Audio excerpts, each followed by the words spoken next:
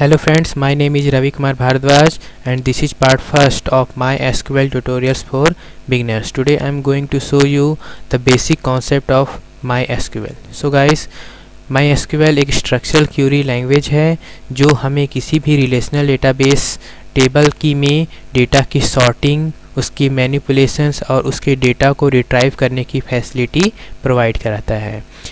MySQL दूसरे relational database management systems जैसे MS access database, Oracle और दूसरे डेटाबेस के समान ही रिलेशनल डेटाबेस का स्टैंडर्ड लैंग्वेज है।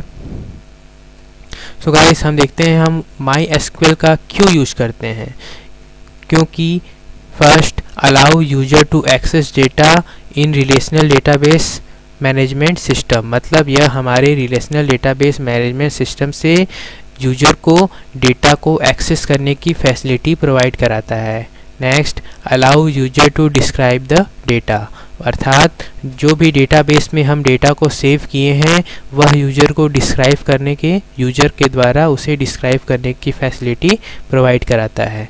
Next, allow user to define the data in database and manipulate the data, अर्थात यह यूजर को यह अलाउ करता है कि डेटाबेस में जो भी डेटा स्टोर हुए हैं वह उसे डिफाइन कर सकता है और उसमें वह किसी भी प्रकार का मैनिपुलेशंस जैसे इंसर्ट, अपडेट, डिलीट, कुछ भी इंफॉर्मेशंस को तो उसका मैनिपुलेशन कर सकता है।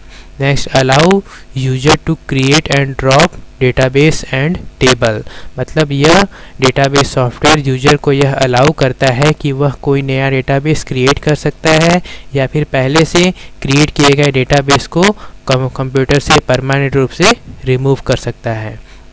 Next, allow user to create, view, store, procedure, functions in the database, मतलब यह यूजर को यह अलाउ कराता है कि डेटाबेस में जो भी डेटा स्टोर है वह उन डेटाबेस को देख सके और उसमें डेटाबेस में डेटा को स्टोर कर सके और इसके फंक्शंस को डेटाबेस में use. User to set permission on table, procedure and views, अर्थात यह यूजर को जो भी वह टेबल को क्रिएट करता है उस टेबल में परमिशन सेट करने की भी फैसिलिटी प्रोवाइड कराता है। सो गाइस, अब हम देखते हैं कि MySQL में हम किन किन प्रकार के फंक्शंस का यूज कर सकते हैं। सो गाइस, हम MySQL में इन सभी फंक्शंस का यूज कर सकते हैं। इन फंक्शंस को निम्न कैटेगरीज में डिवाइड किया गया है।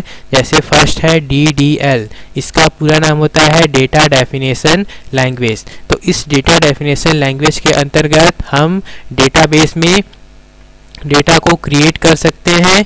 क्रिएट कमांड के थ्रू, अल्टर कमांड के थ्रू हम डेटाबेस में किसी भी प्रकार के चेंजेस कर सकते हैं और ड्रॉप कमांड के थ्रू हम जो भी डेटाबेस टेबल क्रिएट किए हैं उसको कंप्यूटर से परमानेंट रूप से डिलीट कर सकते हैं। नेक्स्ट होता है DML, तो इसका पूरा नाम होता है डेटा मैनिपुलेशन लैंग्वेज। तो इसके अंतर्गत हम इंसर्ट, अपडेट और डिलीट का यूज करते हैं, अर्थात जो हमने डेटाबेस क्रिएट किया है अगर हम उस डेटाबेस में किसी भी प्रकार के वैल्यू को स्टोर करना चाहते हैं तो इसके लिए हम इस इंसर्ट क्यूरी का यूज करते हैं। और अगर हम उस डेटाबेस में किसी भी प्रकार के अपडेट्स को परफॉर्म करना चाहते हैं तो उसके लिए हम अपडेट क्यूरी का यूज करते हैं। और अगर हम उस डेटाबेस में से किसी भी फील्ड के डेटा को डिलीट करना चाहते हैं तो उसके लिए डिलीट का यूज करते हैं। तो गाइस, थर्ड है इसी प्रकार DCL, अगला इसका नाम होता है डेटा कंट्रोल लैंग्वेज। तो इसके अंतर्गत हम ग्रांट और रिवोक का यूज करते हैं। और लास्ट है DQL, data Curie language.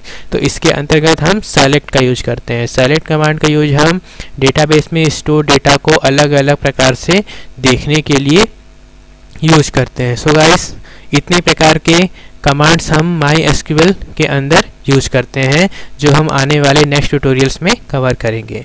So guys, hope you enjoy it and please subscribe to my channels. Thank you, bye.